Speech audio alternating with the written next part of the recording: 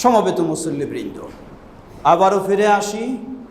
বুঝলাম আমরা তাওয়াক্কুলের কথা। তাওয়াক্কুল কাকে বলে তাও আমরা জানলাম। তা শুধু আল্লাহর উপর ভরসা করে চুপ করে থাকা নয়, আল্লাহর উপরে ভরসা করা পূর্ণভাবে এবং শরীয়ত সম্মত পন্থা অবলম্বন করা অবশ্যই করতে হবে। এটার নাম হলো শরীয়তের পরিভাষায় তাওয়াক্কুল। আমরা জানলাম মুমিন হলে অবশ্যই আল্লাহর উপর পূর্ণ তাওয়াক্কুল হতেই হবে।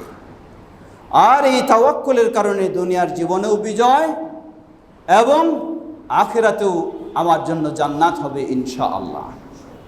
আল্লাহ সুবহানাহু ওয়া তাআলা অনেকগুলি নির্দেশনা দিয়েছেন বিভিন্নভাবে। কেউ যদি আল্লাহকে তার অভিভাবক হিসেবে গ্রহণ করতে চায় তাহলে আল্লাহর উপরে পূর্ণ তাওয়াক্কুল করতে হবে। ওয়া মান ইয়াতাওয়াক্কাল আলাল্লাহ ফাহুয়া হাসবুহ। আর কেউ যদি আল্লাহকেই তার সব সফলতার ক্ষেত্রে যথেষ্ট মনে করে তাহলে তাকে পূর্ণভাবে আল্লাহর উপরেই তাওয়াক্কুল করতে হবে। সেই নবী সাল্লাল্লাহু আলাইহি ওয়াসাল্লাম সুসংবাদ দিয়েছেন, কেউ যদি বিনা হিসাবেও জান্নাতে যেতে চায় তাহলে তাকে সর্বোচ্চ আল্লাহর উপরেই তাওয়াক্কুল করতে হবে।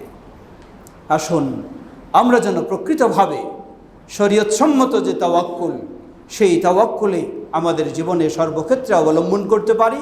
আল্লাহ আমাদের তৌফিক দান করুন।